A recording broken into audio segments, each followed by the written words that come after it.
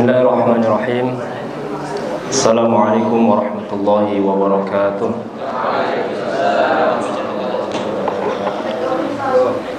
Alhamdulillah, wassalatu wassalamu ala rasulillah wa ala alihi wa sahbihi wa mawalah, amma ba'du.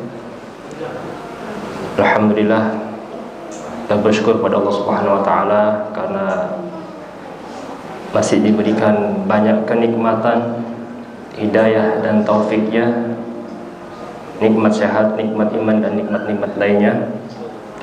Dan sekarang kita berada di hampir penghujung Ramadan 10 hari kedua. Dan insyaallah lusa ya, malam Senin sudah mulai i'tikaf ya, insyaallah. Pagi hari ini insyaallah kita akan membahas, belajar dari kisah Al-Quran, wanita-wanita dalam Al-Quran. Di Al-Quran ada banyak wanita-wanita yang disebutkan kisahnya di dalam Al-Quran, baik yang langsung disebutkan namanya ataupun tidak. Yang langsung disebutkan namanya siapa? Maryam. Selain Maryam? Asia tapi nggak disebutkan namanya Asia. Ada? Tiada yang jawab. Intan Ustaz, Intan Surullah. Ya. Kalau nama dalam Quran yang langsung disebutkan dalam Al-Quran hanya Maryam. Hanya satu orang, yaitu Maryam. Yang lainnya mungkin hanya disebutkan secara implisit gitu ya, artinya hanya kisah-kisahnya saja yang disebutkan tanpa disebutkan namanya secara langsung. Dalam hadis disebutkan kamula minar rijal katsir, yang sempurna dari kalangan laki-laki itu sangat banyak. Di para anbiya, para nabi, nah, itu laki-laki yang sempurna itu banyak. Bahkan di Quran pun cukup banyak disebutkan, ya, seperti Imran. Bahkan disebutkan dalam satu surat Ali Imran. Satu-satunya keluarga yang menjadi nama surat dalam Quran adalah Ali Imran, keluarganya Imran. Artinya di sini kita perlu belajar ketika kita ingin membentuk ataupun membina sebuah keluarga yang ideal, perlu belajar dari keluarganya Imran. Terus apa lagi? Ada Yunus, Hud, Yusuf, ya, yang disebutkan dalam nama surat ya. Ibrahim, Luqman, ya. Dan ulama menyebutkan Imran dan Luqman ini bukan nabi. Artinya orang-orang soleh yang punya keistimewaan, dan mestinya mereka memiliki banyak keistimewaan karena Al-Quran menyebutkan bahkan secara langsung namanya dan menjadi sebuah nama surat dalam Al-Quran. Kemudian Muhammad SAW juga menjadi sebuah nama surat. Jadi disebutkan bahwa kamula minar rijal katsir walam yakmul minan nisa illa thalath. Sedangkan dari kalangan para wanita yang sempurna itu tidak banyak kecuali 3, disebutkan dalam hadis begitu, yaitu Maryam bintu Imran, Maryam anaknya Imran, wa Asiyah imra'atu Fir'aun, Asiyah istrinya Fir'aun, wa Khadijah bintu Khuwailid, dan Khadijah binti Khuwailid, ya. Nah, ini perlu belajar ya, khususnya para wanita, belajar dari ketiga wanita ini karena disebutkan termasuk wanita yang sempurna, ya. Sebelum kita membahas lebih dalam tentang wanita-wanita dalam Al-Quran, ada ungkapan bahwa di balik wanita hebat, di balik wanita mulia ada laki-laki hebat, ya. Coba kita bahas sedikit tentang kelaki-lakiannya. Ya, ini di Quran disebutkan fi buyutin adzinallahu an turfa'a wa yudhkar fiha ismuhu yusabbihu lahu fiha bil ghudubi wal asal, bahwa Cahaya itu artinya di rumah-rumah, di masjid-masjid Allah Subhanahu wa taala yang di sana telah diperintahkan Allah untuk memuliakan dan menyebut namanya, di sana bertasbih mensucikan namanya pada waktu pagi dan petang. Siapa? Rijalun la tulhihim tijaratun wala bai'un 'an dzikrillah. Laki-laki, rijal, yang tidak dilalaikan oleh perdagangan dan jual beli dari mengingat Allah Subhanahu wa taala, dari melaksanakan sholat, menunaikan zakat. Kenapa? Mereka takut kepada hari ketika hati dan penglihatan menjadi guncang di hari kiamat. Di sini disebutkan rijal. Kalau kita membaca terjemahan hanya rijal, laki-laki. Tapi kalau kita melihat bahasa Arab, di balik rijal ini ada makna rujulah, kejantanan, qawwamuna 'alan nisa. Laki-laki atau suami itu pelindung bagi perempuan, qawwam, pemimpinnya perempuan. Kenapa? Bima faddalallahu ba'dahum 'ala ba'din wa bima anfaqu min amwalihim. Karena memang Allah telah melebihkan sebagian mereka laki-laki atas sebagian yang lain, dan karena mereka telah memberikan nafkah dari hartanya. Sama, laki-laki jantan itu yang menafkahi keluarganya. Jadi kalau masih misalnya dalam rumah tangga, mah saya yang bayar kontrakan, mama yang bayar listrik, atau ayah yang bayar SPP anak-anak, ibu yang membayar cicilan motor, ini berarti belum rijal, belum laki-laki jantan. Kenapa? Masih belum memiliki mental untuk menafkahi semua kebutuhannya, ya. Apalagi misalnya istrinya kerja gitu ya, ini bagi-bagi tugas, ya. Siapa yang bayar sekolah anaknya, siapa yang makan sehari-hari, siapa yang bayar kontrakan. Nah, ini berarti masih dipertanyakan kerijalannya, ya. Jadi rijal, laki-laki jantan tadi adalah yang kalau sholat 5 waktu di masjid, kemudian yang kedua dia menafkahi keluarganya dengan apa yang dia mampu, ya. Baik, ini mental ini penting ya, karena barangkali sekalangan santri ada yang sudah punya niat nanti mau menikahi janda yang punya kontrakan banyak, katanya begitu, ya. Jadi kerjanya apa? Narikin kontrakan di akhir bulan. Nggak apa-apa tua, yang penting yang bayar kontrakan, nah, katanya begitu, ya. Itu lucunya Mas Yudi, ya.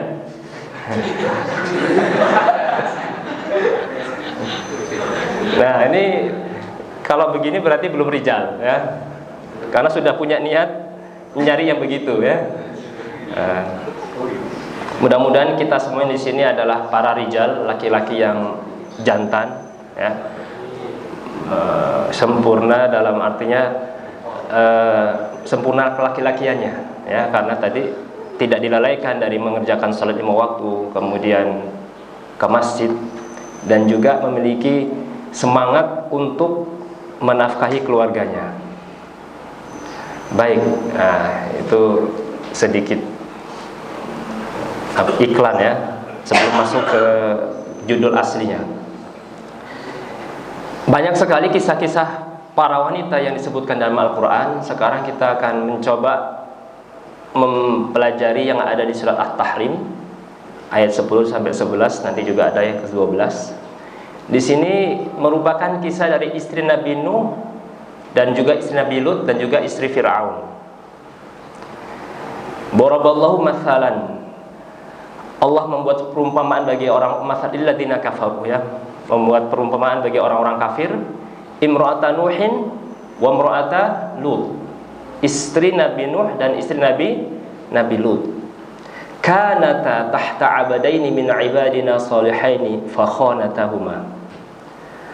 Mereka berdua itu berada di bawah pengawasan 2 orang hamba soleh, karena suaminya Nabi Nuh dan Nabi Lut. Tetapi istrinya itu berkhianat kepada suaminya. Di sini ulama menyebutkan khianatnya itu adalah di keimanan, bukan masalah perzinahan. Karena tidak ada istri Nabi itu yang berzina satupun. Mereka orang-orang mulia yang dijaga oleh Allah Subhanahu wa taala. Artinya dari sisi ini gitu ya. Karena apa? Karena zina itu adalah fahisyah. Allah sebutkan sesuatu yang menjijikkan. Makanya nanti dosa orang-orang penzina itu nanti di akhirat disediakan daging segar sama daging busuk, berbelatung, bernanah gitu ya. Tapi dia milih makan yang daging busuk, padahal daging segarnya ada di sampingnya. Kenapa? Akibat dari dosa zinanya tadi itu. Dan di sini ulama semua menyebutkan bahwa khianatnya istri Nabi Nuh dan Nabi Lut adalah karena mereka tidak beriman mengikuti risalah kenabian yang diberikan kepada suaminya. Dan efeknya kalau seorang istri rusak, ya, itu nanti efeknya adalah ke anak-anaknya. Kita tahu bahwa anak Nabi Nuh juga tidak beriman.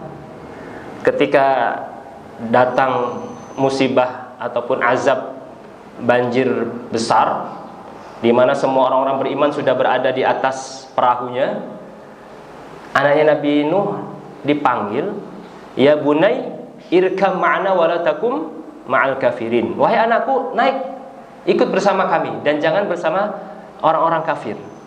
Tapi memang anaknya biasanya bantah itu ya, akibat dari ibunya yang juga rusak, sehingga akibatnya adalah ke anak-anaknya akhirnya ya jawab, qala sa'awi ila jabal, ya, saya akan naik ke atas gunung, ya,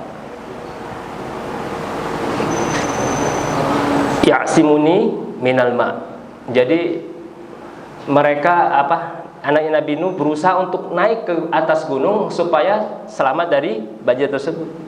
Maka dikatakan oleh Nabi Nuh, qala la 'asimal yauma min amrillah illa man rahim. Di hari ini enggak ada satupun orang selamat kecuali yang ada di atas kapal ini. Wa hala bainahumal mauj fa kana minal mughraqin.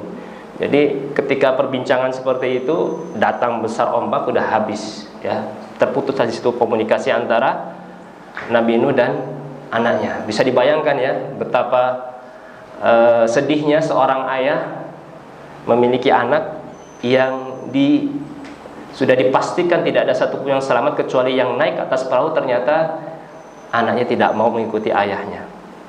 Ya, ini akibat dari memiliki istri yang rusak. Salah satu akibatnya adalah anaknya pun ikut lebih dominan kepada ibunya. Maka para santri kalau nyari istri yang soleha, nggak mesti wah cantik tapi rusak.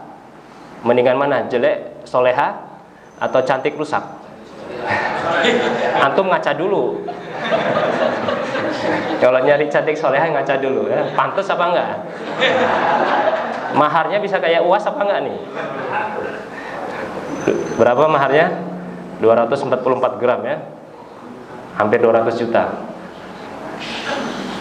Nah, Masya Allah ya. Jadi begitu ya. Seorang ibu yang soleha insya Allah akan melahirkan dari anak-anaknya juga yang soleh dan soleha insya Allah. Kemudian di ayat berikutnya, bahkan di situ disebutkan juga tadi ya, falam yughni anhuma minallahi syai'ah. Sampai suaminya pun seorang nabi tidak mampu menyelamatkan istrinya dari azab Allah Subhanahu wa taala. Wa qila dakhulan nar ma'ad dakhilin. Bahkan disebutkan bahwa istrinya Nabi Nuh dan Nabi Lut berada di dalam neraka dakhilin, ya, kekal di dalamnya. Suami seorang nabi tidak mampu menyelamatkan istrinya yang tidak beriman pada Allah dan Rasulnya, ya. Karena memang perempuan itu disebutkan bengkok itu ya, berasal dari tulang rusuk yang bengkok. Kalau terlalu diluruskan patah, dipaksa lurus patah. Kalau dibiarkan tetap bengkok. Artinya apa? Banyak bersabar. Bilangin sekarang, besok lupa, besok bilangin lagi, lupa lagi. Makanya ya begitu, harus bersabar. Jangan berhenti. Udah capek. Ya udah, berarti bengkok terus. Ya. Maka tetap terus dinasehati, diajak makan Abu Salim ya kan, Sabina Sari, di Raya Food misalnya gitu ya. Beliin baju, beliin jilbab. Nah, apa nih mau lebaran ini? Nah, biasanya habis diberikan kasih nasihat biasanya masuk tuh. Ya enggak, Bu? Walaupun pusing, sakit, yuk ke mall, oh itu langsung sehat itu, ya. Tabiatnya perempuan kan begitu ya, suka belanja. Ya. Berikutnya wa daraballahu mathalan lil ladzina amanu, dan Allah juga memberikan perumpamaan bagi orang-orang beriman, imra'ata Fir'aun, istrinya Fir'aun. Ini kebalikannya dari yang pertama tadi. Kalau tadi suaminya soleh banget, istrinya rusak.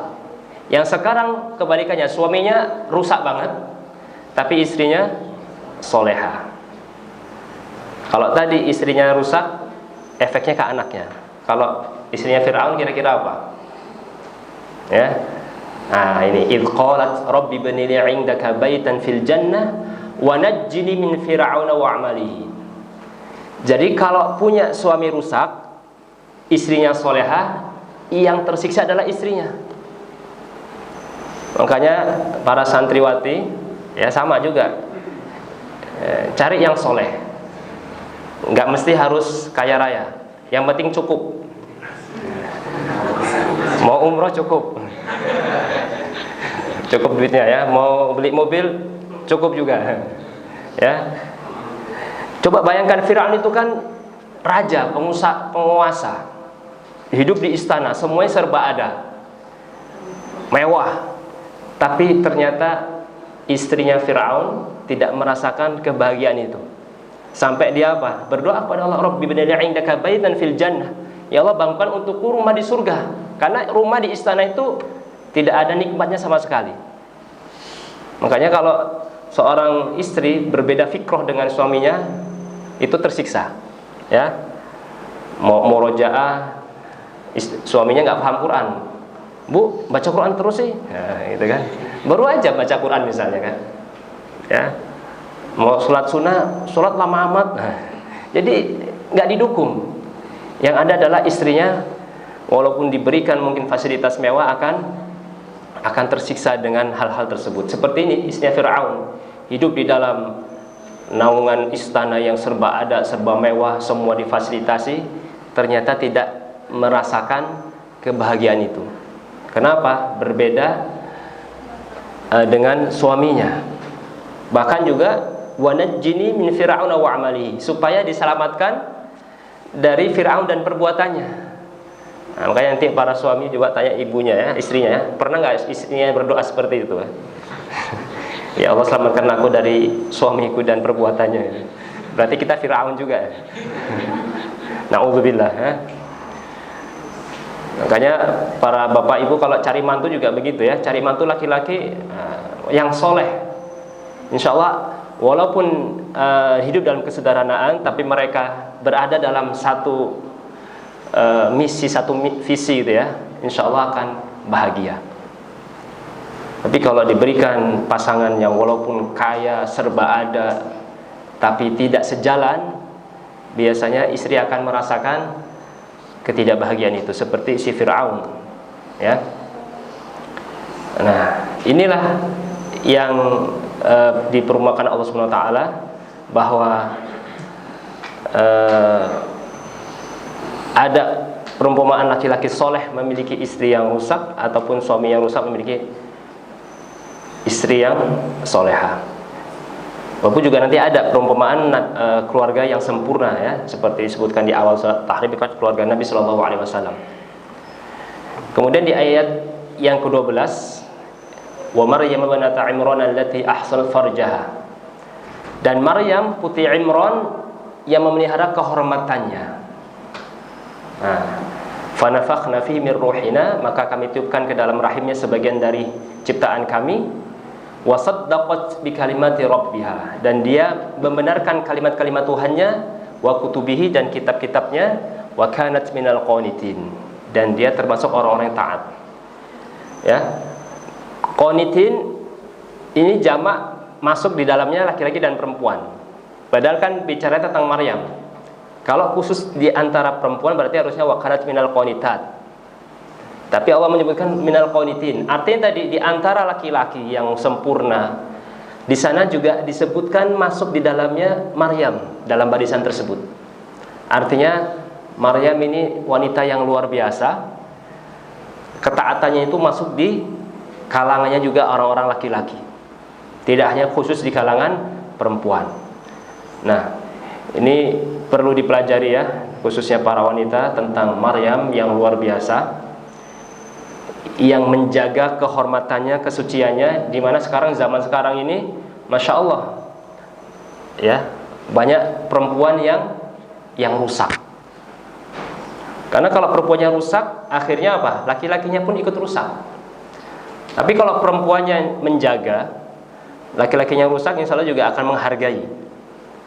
Nah, ketika perempuannya juga menjaga kehormatannya. Dan dulu Maryam, ketika didatangi Jibril dalam bentuk manusia, laki-laki ganteng, tampan, Maryam apa dikatakan? Inni a'udzu birrahmani minka in kunta taqiyya. Jadi didekati sama laki-laki ganteng, ya, cogan itu ya, cowok ganteng, bukannya malah pingin didekatin, atau bahkan bukannya mencari perhatian, cari muka, cari apa lagi, ya, pokoknya supaya jadi perhatian atas laki-laki tersebut, enggak, malah justru Maryam, inni a'udzu birrahmani minka in kunta taqiyya. Saya berlindung pada Allah dari kalian, darimu, kalau memang kamu orang-orang bertakwa. Artinya kalau kamu laki-laki takut sama Allah, jangan dekati saya. Nah, itu Maryam, ya.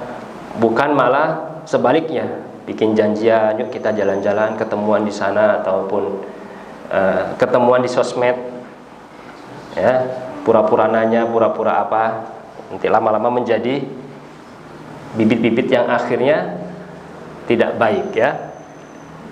Kecuali kalau sudah siap, sampaikan ke ustadz, ya, siap dengan mahar dan lain-lain, ya, sampaikan, insya Allah diproses, ya, asalkan mau juga lawannya. Kalau nggak mau, ya carikan yang lain nanti, ya. Bunga itu tidak sekuntum, ya kan. Harus siap mentalnya. Baik. Dan ya, Maryam di surat Ali Imran.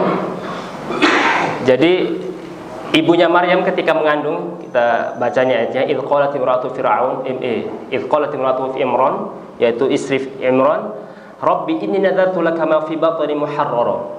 Jadi ibunya Maryam dulu ketika mengandung Maryam itu punya nazar bahwa yang ada di kandungannya ini akan menjadikan sebagai hamba Allah yang mengabdi di Baitul Maqdis. Maka doanya ibunya Maryam, fataqabbal minni, terimalah nazarnya itu, ya. Falamma wada'atha, tapi ketika melahirkan ibunya Maryam ini, ternyata yang lahir adalah perempuan. Rabbi inni wada'tuha untha, ya Allah, ternyata yang lahir adalah perempuan. Karena yang diharapkan adalah laki-laki. Dan Allah mengatakan wallahu a'lam bima wada'at, Allah lebih mengetahui tentang apa yang dilahirkannya. Wa laysa dzakaru kal untha. Jadi laki-laki itu tidak seperti perempuan. Makanya yang ingin menyamakan laki-laki dan perempuan ini tidak sesuai dengan ayat ini. Allah sudah menyebutkan walaysa dzakaru kal untha. Jadi berbeda laki-laki dengan perempuan. Jadi kalau ada laki-laki yang kayak perempuan atau sebaliknya, juga menyalahi ayat ini, ya. Nah, kemudian wa inni samaituha Maryam, kemudian anak itu dinamai Maryam. Wa inni u'idzuha bika wa dzurriyyataha minasyaitonir rajim. Ini penting bagi seorang orang tua ketika memiliki anak, sering didoakan. U'idzuha kalau perempuan, kalau laki-laki u'idzuhu, ya, aku memperlindungkanmu dengan Allah SWT minasyaitonir rajim, ya. Maka insya Allah anak kita akan senantiasa dijaga oleh Allah SWT dari gangguan setan. Jadi mesti rajin, apalagi masih anak-anak. Orang tua kadang membacakan doa ini di atas ubun-ubun kepalanya. U'idzuka kalau laki-laki, kalau perempuan u'idzuki bika, u'idzuki bi kalimatillahi tammati min syarri ma khalaq. Ya, didoakan agar dilindungi Allah Subhanahu wa taala dari segala gangguan setan. Nah, di ayat berikutnya fataqabbalaha, maka Allah menerima biqabulin hasanin, nadarnya ibunya Maryam ini ya dengan penerimaan yang baik. Nah, kita bisa melihat ya, ketika seorang orang tua mendidik anaknya ini diterima amalnya. Makanya para ibu, para bapak ya, ini punya anak, saya belum pengalaman. Ya, tapi harus punya ilmunya dulu. Ya, bahwa mendidik anak itu harus ikhlas. Supaya apa? Supaya diterima sama Allah amalnya. Kadang saya melihat emang anak-anak kecil itu kan luar biasa kan, menguras energi, kesabaran orang tuanya ya. Nah, pokoknya bertetangga dengan Ustadz Heri dulu, Ayub. Artinya kita jadi paham bahwa anak itu memang luar biasa menguras energi orang tuanya, menguras kesabarannya, mungkin menguras air matanya dan yang lain sebagainya. Ya, ketika masih kecil ya, apalagi kalau anak kecilnya juga banyak, misal sakit semuanya atau mungkin masya Allah ya banyak sekali ujian. Dan di situ ketika orang tua ikhlas dalam mendidik anaknya dan diterima sama Allah dalam mendidik anak-anak tersebut, maka wa ambataha nabatan hasanah. Kata-kata ambata di sini fa'ilnya adalah siapa? Rabb, Allah Subhanahu wa taala. Allah yang wa ambataha, Allah yang menumbuhkan Maryam nabatan hasanah, dengan pertumbuhan yang baik. Ya. Jadi kalau amal kita diterima sama Allah, Allah yang akan ngurus. Allah yang akan membesarkan dalam kebaikan. Karena memang kita orang tua punya keterbatasan ilmu, punya keterbatasan pengawasan, punya keterbatasan dalam segala hal. Tapi kalau amal kita diterima sama Allah dalam mendidik dan membina mereka, maka Allah yang turun langsung ikut campur tangan di dalam membesarkan anak-anaknya. Karena di sini disebutkan wa ambataha, Allah yang menumbuhkan Maryam dengan pertumbuhan yang baik. Dan tidak sampai di situ saja. Ya, amal diterimanya ini hadiahnya banyak, rewardnya banyak. Wa kaffalaha Zakaria. Karena ketika Maryam ini lahir, Imran ini sudah tidak ada, sudah meninggal dunia. Ya, ini hebatnya nih para suami ini ketika laki-laki tadi ya, rijal hebat, jantan, mendidik istrinya dalam kebaikan, walaupun sudah meninggal, tapi nama suaminya yang dimunculkan di situ. Artinya apa? Istri seperti ibunya Maryam ini, istrinya Imran, hebat begitu, baik begitu atas didikan dari Imran, amal jariahnya Imran di dalam mendidik istrinya, sehingga menjadi ibu yang soleha juga. Maka disebutkan di sini di Quran justru adalah nama Imrannya yang muncul, ya, bukan nama istrinya. Padahal Imran itu ketika Maryam lahir sudah meninggal dunia. Maka wa kafala Zakaria, kemudian diurus sama Zakaria. Artinya apa? Bahwa ketika Maryam lahir, orang ibu bapaknya tidak ada kekurangan di sana dalam mendidik, dalam membesarkan Maryam. Maka Allah hadirkan Zakaria. Dan ternyata Zakaria lebih baik daripada Imran, karena Zakaria nabi. Sementara Imran disebutkan ulama bukan seorang nabi. Artinya apa? Ketika amal kita diterima sama Allah, kekurangan yang kita miliki Allah hadirkan orang lain untuk menyempurnakan itu, dan itu insya Allah lebih baik. Nah, maka penting, maka para orang tua mesti banyak bersabar di dalam mendidik supaya diterima sama Allah dalam usaha mendidiknya itu, mengeluarkan uangnya, mengeluarkan biayanya, kesabarannya, kerepotannya dan lain-lain, ikhlas lillahi ta'ala. Maka insya Allah ketika Allah terima, Allah akan membesarkannya dalam kebaikan. Kemudian kalau kita memiliki kekurangan, Allah yang akan menyempurnakan kekurangan itu dengan kesempurnaan. Ya, bahkan juga tidak sampai di situ saja. Kullama dakhala ala Zakaria al-mihrab wajada 'indaha rizqa. Rizkinya pun dimudahkan. Ya, dicukupkan rizkinya. Ini luar biasa. Ya, dibesarkan dalam kebaikan, anak tumbuh berkembang baik gitu ya. Kemudian diasuh oleh Zakaria yang seorang nabi, lebih baik daripada ayahnya, dan juga dimudahkan rezekinya. Ya, Masya Allah, ini mudah-mudahan menjadi inspirasi buat kita semuanya, tidak hanya di dalam hal membina rumah tangga, ya, dalam hal segala apapun. Makanya penting ketika kita berdoa, Rabbana taqabbal minni, Rabbana taqabbal minna, ya Allah terimalah semua atas apa yang kami telah lakukan dalam segala amal, perbuatan, pekerjaan. Karena ketika amal itu diterima sama Allah Subhanahu wa taala, betapa banyak reward yang akan diberikan Allah Subhanahu wa taala kepada kita. Nah, tinggal bagaimana kita membuat amal itu diterima. Puasa kita diterima harus seperti apa? Supaya menghafal para santri diterima harus seperti apa? Ya. Yang penting Allah terima dulu. Kalau Allah sudah terima, maka insya Allah akan diberikan banyak kemudahan. Maka carilah sebab supaya amal itu diterima. Ikhlas, ya, semata-mata karena Allah. Rajinnya itu karena Allah. Jangan pas rajinnya pas banyak akhwat lewat. Wah, ini biasanya main murojaah, ya, misalnya ya. Pas nggak ada akhwat mainan lagi, ya, misalnya begitu. Maka ini perlu diluruskan bahwa nggak ada ustadz, nggak ada orang tetap rajin. Ini berarti sudah stabil di dalam amalnya. Berarti masih ada masalah di dalam diri kita. Maka Allah itu menerima amal itu yang betul-betul murni, mukhlis, yang tidak ada dicampur dengan tujuan-tujuan yang lain. Maka ini perlu dicari sebab-sebab diterimanya amal. Kalau amal kita diterima dalam semua apa yang kita lakukan, dalam belajar, menghafal, bekerja, beramal, berdakwah, maka insya Allah betapa banyak kemudahan yang akan Allah berikan kepada kita. Ya, maka yang pertama adalah mencari sebab dan menghadirkan sebab agar amal kita diterima. Itu poin yang pertama. Ya. Berikutnya, Safurah binti Su'aib. Ini terjadi di zamannya Musa alaihissalam.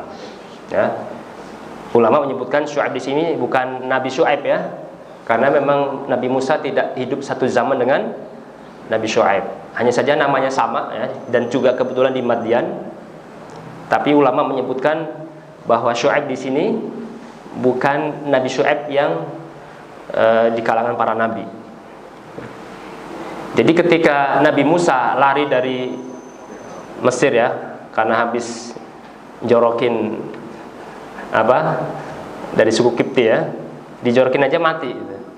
Makanya mungkin kalau Musa ini masuk UFC ini nggak ada yang ngalahin, ya. Karena dia jorokin aja mati itu orang.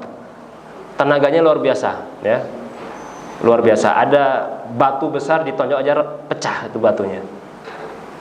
Makanya ketika di kisah ini pun itu Musa mengangkat batu yang menutupi sumur itu, diangkat sendirian. Biasanya diangkat sama 4 orang, tapi Musa ngangkat sendiri.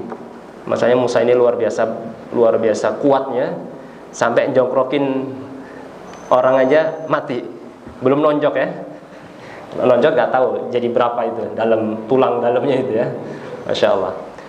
Jadi disebutkan dalam surat Al-Qasas ayat 23, walamma warada madyana wajada alaihi ummatan minan nas yaskun. Ya. Jadi ketika Musa sampai di sumber air di negeri Madian, dia menjumpai di sana sekumpulan orang-orang yang sedang memberi minum ternaknya. Jadi banyak laki-laki yang memelihara hewan ternaknya memberi minum di sana. Wa wajada min dunihim imra'ataini taddudan. Dan Musa menjumpai di belakang orang banyak itu ada 2 perempuan yang sedang menghambat ternaknya. Jadi di sebuah mata air banyak laki-laki yang mengambil air untuk memberi minum ternaknya. Nggak jauh dari situ, ya, agak jauh dari situ ada 2 perempuan. Musa melihatnya nggak biasa ini. Nggak biasanya kenapa? Ini kan kerjaan laki-laki di padang pasir. Kok di sana ada 2 perempuan menggembala ternaknya? Maka Musa mendekati bertanya, ma khotubukuma. Artinya menanyakan kenapa kalian berdua ada di sini. Bukan mendekati untuk, wah ada perempuan ngobrol-ngobrol nih, kesempatan. Bukan, ya. Bukan malah kemudian Musa berbuat yang tidak baik, tapi dia melihat kok nggak biasa ini di tempat laki-laki di padang pasir menggembala ternak, kok ada perempuan di sana. Maka ditanyakan, kenapa kalian ada di sini berdua? Qalata la nasqi hatta yusdira ri'a wa abuna syaikhun kabir. Jadi kami tidak dapat memberi minum sebelum penggembala-penggembala laki-laki itu pergi. Jadi perempuannya betul-betul menjaga, tidak mau berbaur, berikhtilat, bercampur baur dengan laki-laki yang lain. Dia menunggu, bersabar sampai semua laki-laki itu menyelesaikan memberikan minum kepada ternaknya. Nah, sebenarnya sudah sampai di situ cukup ya. Artinya perempuan tadi menyampaikan bahwa mereka di situ karena akan memberi minum ternak dan tidak akan mengambil sebelum laki-laki itu pada pergi. Nah, sebenarnya cukup karena Musa cuma bertanya, kenapa kalian ada di sini berdua? Tapi dia tambahkan, wa abuna syaikhun kabir. Ya, maka ayat ini juga banyak menjadi hukum ya. Ketika seorang ayah yang lanjut usia, artinya di sini kan ada kedaruratan. Artinya perempuan itu boleh keluar rumah, misalnya bekerja, ya, ataupun beraktivitas di luar rumah. Ketika ada sebab kedaruratan di sana boleh. Tapi kalau tidak darurat, ulama menyebutkan sebaiknya memang perempuan itu ada di rumah karena memang istananya adalah rumahnya. Nah, kita lihat bahwa kisah ini, Syafura binti Syu'aib ini perempuan yang juga luar biasa menjaga kehormatannya. Ya, bahkan disebutkan setelah itu kan datang dengan malu-malu ya, ketika orang tuanya Syafura ini atau Syu'aib ini ingin memberi imbalan kepada Musa karena Musa tadi akhirnya apa? Mengambilkan air minum untuk ternaknya dua perempuan ini. Setelah diambilkan oleh Musa, ya, dan laki-laki perempuan tadi memperhatikan Musa, ngangkat batu sendirian, wah luar biasa ini, kuat banget, ya, dan juga amanah Musa itu, ya. Setelah ngasih sudah balik lagi dia duduk di bawah pohon yang jauh dari perempuan tadi. Tidak kemudian memanfaatkan waktu ngobrol, kenalan, tukaran sosmed, Instagramnya apa, WA-nya apa ya. Nanti kita lanjutkan ngobrolnya. Nggak ada. Bahkan disebutkan ya, ketika perempuan tadi mendatangi Musa untuk dipanggil sama orang tuanya karena orang tuanya ingin memberikan hadiah atau imbalan atas kebaikan Musa. Awalnya Musa berjalan di belakangnya, tapi jauh gitu ya, perempuan suruh jalan duluan. Tapi Musa akhirnya terganggu juga. Udah, kamu di belakang saya datang jalan di depan. Nanti kasih tahu aja dari belakang. Belok kanan, belok kiri, lurus. Ya. Artinya apa? Musa tidak ingin berjalan kemudian di depannya ada perempuan yang akhirnya mengganggu pikirannya. Musa juga ingin menjaga kehormatannya. Nah, ini laki-laki hebat begitu ya. Tidak kemudian menunggu ataupun berusaha berjalan bersama atau menunggu supaya bertemu ya. Sengaja nongkrong di tempat bude. Nah, misalnya begitu kan. Anak akhwat mau ngambil lauk nih, pas jamnya akhwat ngambil lauk.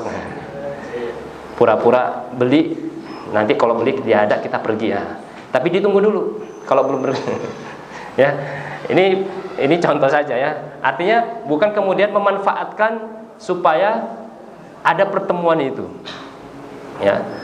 Nah, maka Musa berjalannya begitu di depan, di belakangnya perempuan tadi. Kalau belok suruh ngasih tanda. Dalam riwayat juga disebutkan suruh lempar pakai batu. Kalau batunya ke kanan berarti lempar ke kanan. Kalau diam berarti lurus. Kalau mau belok kiri, batunya kelempar ke kiri. Ya. Ada juga yang kemudian diriwayatkan diberikan isyarat. Ya. Kalau belok kanan ya seperti Google Map lah di belakang gitu ya. Nah, inilah akhlaknya para wanita yang disebutkan Al-Quran ya, dalam kisah-kisah tersebut, bahwa mereka para perempuan yang betul-betul menjaga kehormatannya, kesuciannya ya. Maka inilah yang harus menjadi hiasan para wanita, para muslimah. Di mana di zaman sekarang banyak wanita perempuan yang rusak ya, yang na'udzubillah mereka justru senang mengumbar auratnya, tiktokan, joget-joget ya. Yang penting followernya banyak gitu kan. Nah, na'udzubillah, artinya sangat jauh dari keteladanan yang diberikan Allah SWT lewat Al-Quranul Karim.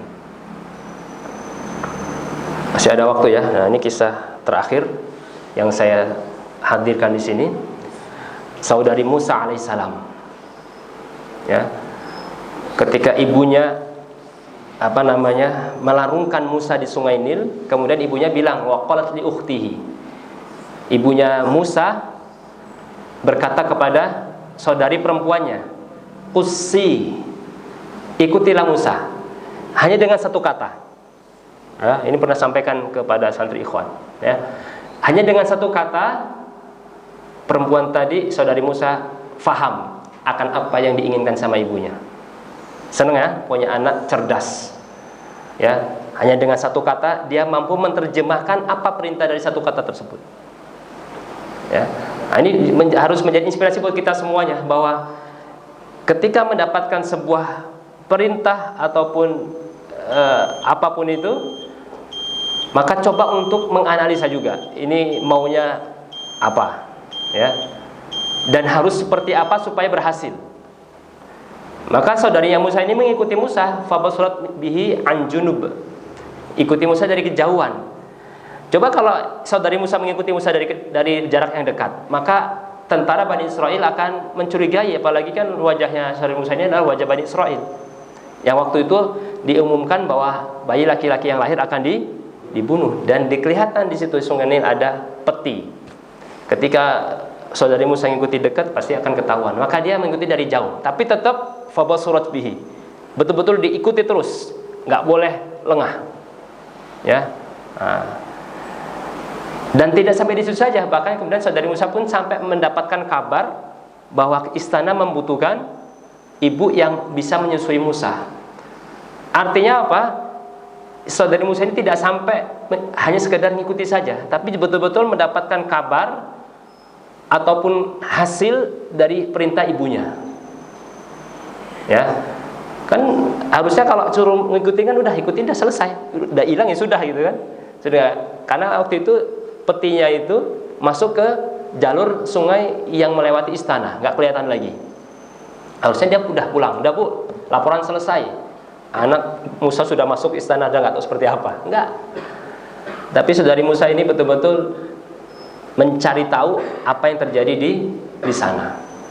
Maka perempuan ataupun siapapun, ya, yang ingin seperti saudari Musa, misalnya diperintahkan sesuatu, udah. Contohnya apa yang sederhana? Vakum masjid ya, vakum aja, udah selesai Ustaz, tapi masih berantakan, bangku masih di sana, ya, atau ada sampah masih di pojok, vakum doang, selesai vakum doang. Ini berarti belum meneladani kecerdasan dari saudari Musa. Hanya dengan satu kata kusi, tapi mampu menerjemahkan semua yang diinginkan. Maksudnya vakum adalah yang tadi misalnya dibersihkan, dirapikan, yang miring dilurusin, ya kan? Atau apa? Misalnya ada aturan jangan letak sandal di depan, sekali ucap misalnya, ya. Maka yang memiliki kecerdasan seperti saudari Musa faham, oh berarti nggak boleh di sini. Besoknya nggak di situ lagi.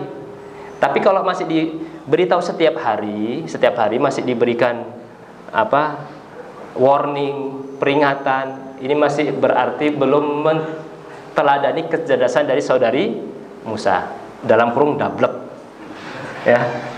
Nah, maka Musa, masya Allah ya, saudari Musa ini satu kata diucapkan sama ibunya, dia mampu menerjemahkan semua yang diharapkan, diinginkan dari hasil ibunya. Ihsan di dalam beramal, bahasa lainnya begitu. Ihsan di dalam beramal, artinya ingin memberikan yang terbaik. Dapat tugas misalnya apa? Nanti siang kan ada pembagian santunan anak yatim. Nah, maka panitia anak yatim tahu apa yang harus dilakukan, dari mulai persiapannya, kapannya, koordinasi dengan teman-temannya, jumlahnya, apanya segala macam. Nah, semua dilakukan perfect, sempurna, tidak ada masalah. Nah, berarti sudah mulai belajar menteladani kecerdasan dari saudari Musa. Nah, ini diharapkan, ya, para santri bisa menteladani semua saudarinya Musa, yang hanya dengan satu kata mampu diterjemahkan sehingga menjadi hasil yang sempurna, ya. Nah, ini kan luar biasa. Orang tua pasti akan senang memiliki anak yang cerdas, yang tidak banyak diberikan warning karena ndablek gitu ya. Sudah dikasih tahu, besoknya mesti dilakukan. Bisa kasih tahu, besoknya mesti dilakukan. Sering lupa daripada ingatnya. Maka mudah-mudahan kita terhindar dari penyakit tadi ya, yang banyak lupa tapi sedikit ingat. Walaupun memang manusia letaknya salah dan lupa. Tapi kalau kebanyakan salah dan lupa, ini masalah juga. Ya. Artinya jangan kemudian kita membenarkan kekurangan kita dengan dalil, kan manusia tempat lupa dan salah. Ya nggak apa-apa. Ya nggak apa-apa. Selama itu tidak haram, tidak apa-apa. Tapi jangan keterusan. Jangan keseringan. Kita mesti berubah. Ya. Karena kadang masalah sepele kalau kemudian tidak diperhatikan, dia akan berakibat kepada hal-hal yang tidak baik di kemudian hari. Maka mudah-mudahan kisah-kisah tadi menginspirasi kita untuk cerdas di dalam beramal, banyak ingat daripada lupanya, ya. Kemudian juga antara pergaulan laki-laki dan perempuan, di mana di saat ini betul-betul zaman yang penuh dengan kebebasan, ya, sudah mulai menuju ke sana. Maka para santriwati harus bisa membentengi diri dan juga keluarganya, adik kakaknya, untuk tetap menjaga, menteladani para wanita ataupun laki-laki hebat yang ada di dalam Al-Quranul Karim. Mungkin hanya ini bisa saya sampaikan, mudah-mudahan ada manfaatnya. Hadanallahu wa ikum ajma'in. Subhanakallahumma wa bihamdika asyhadu an la ilaha illa anta astaghfiruka wa atubu ilaik. Assalamualaikum warahmatullahi wabarakatuh.